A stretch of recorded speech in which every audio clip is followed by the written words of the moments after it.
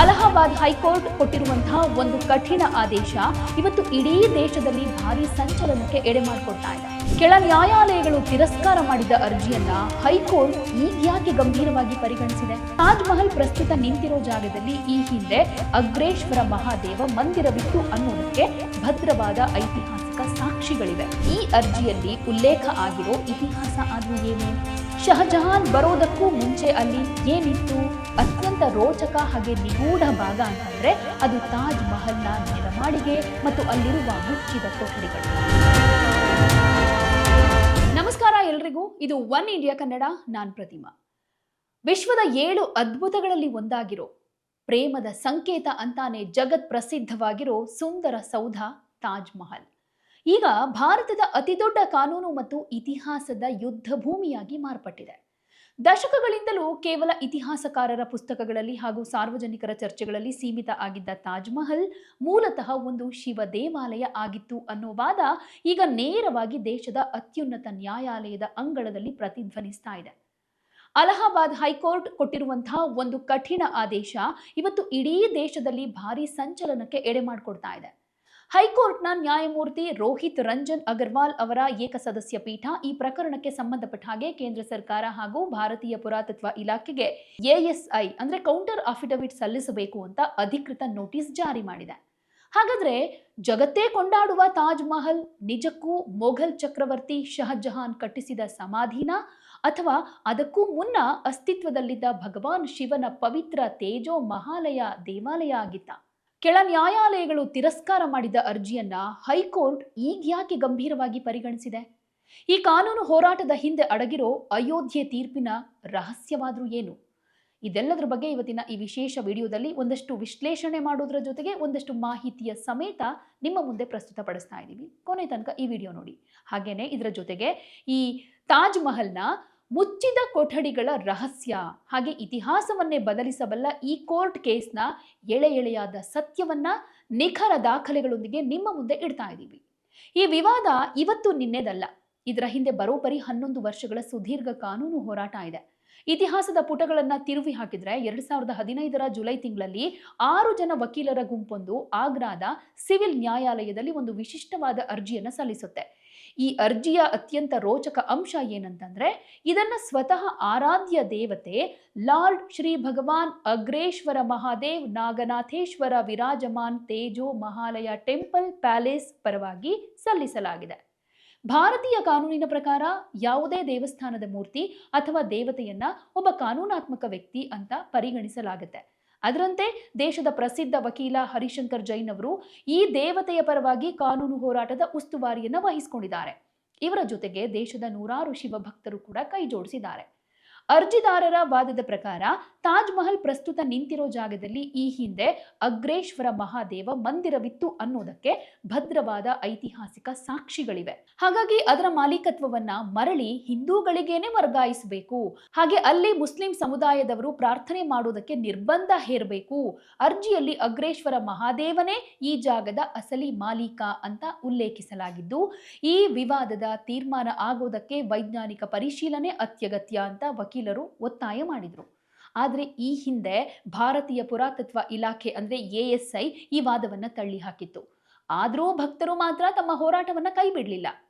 ಹಾಗಾದ್ರೆ ಈ ಅರ್ಜಿಯಲ್ಲಿ ಉಲ್ಲೇಖ ಆಗಿರೋ ಇತಿಹಾಸ ಆದ್ರೂ ಏನು? ಶಹಜಹಾನ್ ಬರೋದಕ್ಕೂ ಮುಂಚೆ ಅಲ್ಲಿ ಏನಿತ್ತು? ಅರ್ಜಿದಾರರು ಕೋರ್ಟ್ಗೆ ಸಲ್ಲಿಸಿರುವಂತಹ ಇತಿಹಾಸದ ದಾಖಲೆಗಳು ನಮ್ಮನ್ನ ನಿಜಕ್ಕೂ ಬೆರಗುಗೊಳಿಸುತ್ತೆ. ಅವರ ವಾದದ ಪ್ರಕಾರ ಕ್ರಿಸ್ತಶಕ 1155-56ರ ಅವಧಿಯಲ್ಲಿ ಅಂದ್ರೆ 12ನೇ ಶತಮಾನದಲ್ಲಿ ಆಗಿನ ರಾಜ ಪರಮಾರ್ಥಿದೇವ ಅವರು ಅಲ್ಲಿ ಒಂದು ಭವ್ಯವಾದ ತೇಜೋ ಮಹಾಲಯ ಅನ್ನೋ ಶಿವ ದೇವಾಲಯವನ್ನ ನಿರ್ಮಿಸಿದ್ರು. ತದನಂತರದಲ್ಲಿ ಇತಿಹಾಸದಲ್ಲಿ ಈ ದೇವಸ್ಥಾನ ಹಾಗೆ ಅದರ ಸುತ್ತಲಿನ ಅರಮನೆ ಜೈಪುರದ ರಾಜ ಮಾನ್ಸಿಂಗ್ ಮತ್ತು ನಂತರದ ರಾಜ ಜೈಸಿಂಗ್ ಅವರ ನಿಯಂತ್ರಣಕ್ಕೆ ಬಂದಿತ್ತು. ಆದರೆ 17ನೇ ಶತಮಾನದಲ್ಲಿ ಮೊಘಲ್ ಚಕ್ರವರ್ತಿ ಶಹಜಹಾನ್ ರಾಜ ಜೈಸಿಂಗ್ ಅವರಿಂದ ಬಲವಂತವಾಗಿ ಈ ಸುಂದರ ಅರಮನೆ ಮತ್ತು ದೇವಸ್ಥಾನವನ್ನ ಕಿತ್ಕೊಂಡ. ನಂತರ ಅದರ ಮೂಲ ವಾಸ್ತುಶಿಲ್ಪಕ್ಕೆ ಕೆಲವು ಇಸ್ಲಾಮಿಕ್ ಲಕ್ಷಣಗಳನ್ನ ಹಾಗೆ ಮಾರ್ಪಾಡುಗಳನ್ನ ಮಾಡಿ ತನ್ನ ಮೃತ ಪತ್ನಿ ಮುಮ್ತಾಜ್ ಬೇಗಂನ ಸಮಾಧಿಯಾಗಿ ಪರಿವರ್ತಿಸಿದ ಅನ್ನೋದು ಅರ್ಜಿದಾರರ ಪ್ರಮುಖ ವಾದವಾಗಿದೆ.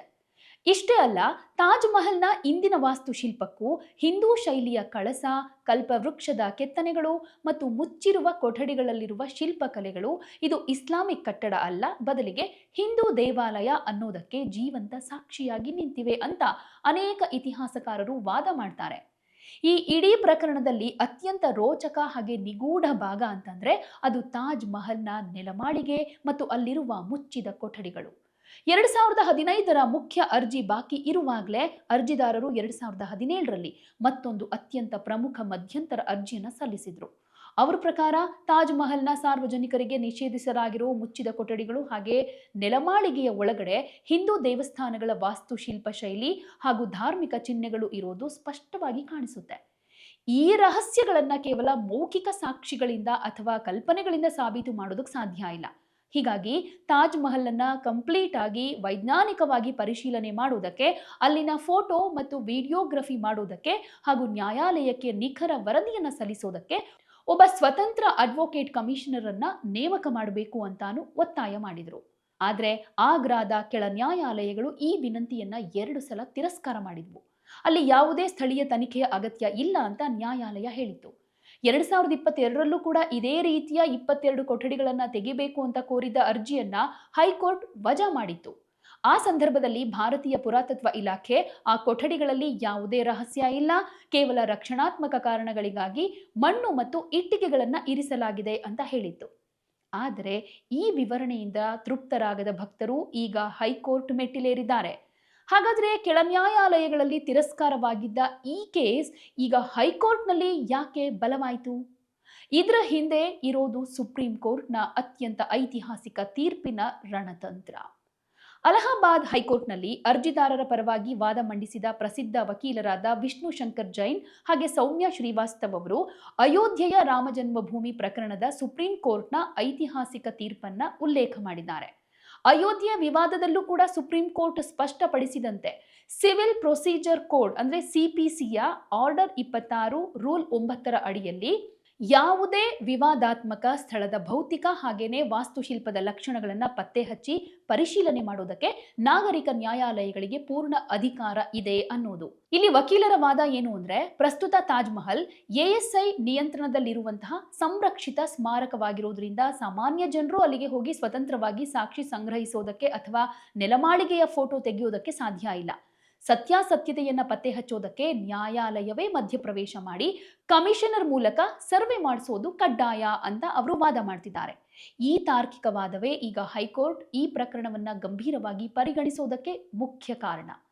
ಅರ್ಜಿದಾರರ ಅಂತಿಮ ಗುರಿ ಕೇವಲ ಸರ್ವೆ ಮಾಡೋದಷ್ಟೇ ಅಲ್ಲ, ತಾಜ್ ಮಹಲ್ ಅನ್ನೋದು ಮೊಘಲರಿಗಿಂತ ಮೊದಲೇ ಅಸ್ತಿತ್ವದಲ್ಲಿದ್ದ ಭಗವಾನ್ ಶಿವನ ತೇಜೋ ಮಹಾಲಯ ದೇವಾಲಯ ಅಂತ ಅಧಿಕೃತವಾಗಿ ಘೋಷಣೆಯಾಗಬೇಕು ಅನ್ನೋದು ಅವರ ಹಠ. ಅಲ್ಲದೆ ಭಾರತೀಯ ಸಂವಿಧಾನದ ಅನುಚ್ಛೇದ 25ರ ಅಡಿಯಲ್ಲಿ ಆರ್ಟಿಕಲ್ 25 ಪ್ರತಿಯೊಬ್ಬ ಹಿಂದೂ ಪ್ರಜೆಗೂ ತನ್ನ ಧರ್ಮವನ್ನ ಮುಕ್ತವಾಗಿ ಪಾಲಿಸುವಂತಹ ಮೂಲಭೂತ ಹಕ್ಕು ಇರೋದ್ರಿಂದ ತಾಜ್ ಮಹಲ್ನ ಒಳಗಡೆ ಹೋಗಿ ದರ್ಶನ, ಪೂಜೆ ಹಾಗೆ ಶಿವನಿಗೆ ಅಭಿಷೇಕ ಮಾಡೋದಕ್ಕೆ ಪೂರ್ಣ ಅನುಮತಿ ಕೊಡಬೇಕು ಅನ್ನೋದು ಅವರ ವಾದ. ಆದ್ರೆ ಈ ಹಾದಿ ಅಷ್ಟೊಂದು ಈಸಿ ಅಲ್ಲ. ಯಾಕಂದ್ರೆ ತಾಜ್ ಮಹಲ್ ಪ್ರಸ್ತುತ ಜಾಗತಿಕ ಮಟ್ಟದ ಹೆರಿಟೇಜ್ ಸೈಟ್ ಆಗಿದೆ. ಇದರ ಇತಿಹಾಸವನ್ನ ಬದಲಾಯಿಸೋದು ಅಂತಂದ್ರೆ ಅದು ಕೇವಲ ಒಂದು ಕಟ್ಟಡದ ವಿವಾದ ಮಾತ್ರ ಅಲ್ಲ, ಇಡೀ ದೇಶದ ಸಾಂಸ್ಕೃತಿಕ ಮತ್ತು ಐತಿಹಾಸಿಕ ದಾಖಲೆಗಳನ್ನ ಮರುಬರಹ ಮಾಡಿದ ಹಾಗೆ. ಕೆಳ ನ್ಯಾಯಾಲಯಗಳು ಈ ಹಿಂದೆ ಭೂ ದಾಖಲೆಗಳ ಕೊರತೆ ಹಾಗೆ ಖಾತಾ ಸಂಖ್ಯೆಗಳ ಹೊಂದಾಣಿಕೆಯಾಗದ ಕಾರಣ ಕೊಟ್ಟು ಅರ್ಜಿಯನ್ನ ತಿರಸ್ಕಾರ ಮಾಡಿದ್ವು. ಈಗ ಹೈಕೋರ್ಟ್ ಕೊಡುವಂತಹ ಮುಂದಿನ ಆದೇಶದ ಮೇಲೆ ಇಡೀ ದೇಶದ ಕಣ್ಣು ನೆಟ್ಟಿದೆ. ಇತಿಹಾಸ ಬದಲಾಗುತ್ತಾ ಹಾಗಾದ್ರೆ ಅನ್ನೋ ಪ್ರಶ್ನೆ ಕೂಡ ಇಲ್ಲಿ ಕ್ರಿಯೇಟ್ ಆಗುತ್ತೆ. ದಶಕಗಳಿಂದಲೂ ಕೇವಲ ಪುಸ್ತಕದ ಪುಟದಲ್ಲಿದ್ದ ತೇಜೋ ಮಹಾಲಯದ ವಾದ ಈಗ ಭಾರತೀಯ ನ್ಯಾಯಾಂಗ ವ್ಯವಸ್ಥೆಯ ಅತ್ಯಂತ ಪ್ರಮುಖ ಮೈಲುಗಲ್ಲಿಗೆ ಬಂದು ನಿಂತಿದೆ.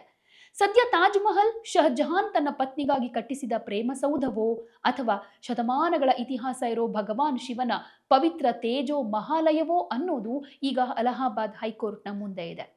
ಯಾವುದೇ ಒಂದು ಸೂಕ್ಷ್ಮ ಧಾರ್ಮಿಕ ಅಥವಾ ಐತಿಹಾಸಿಕ ವಿವಾದ ನ್ಯಾಯಾಲಯದ ಮೆಟ್ಟಿಲೇರಿದಾಗ ಸಾರ್ವಜನಿಕ ವಲಯದಲ್ಲಿ ಇಂತಹ ಒಂದಷ್ಟು ಆತಂಕಗಳು, ಪ್ರಶ್ನೆಗಳು ಮೂಡೋದು ಸಹಜ.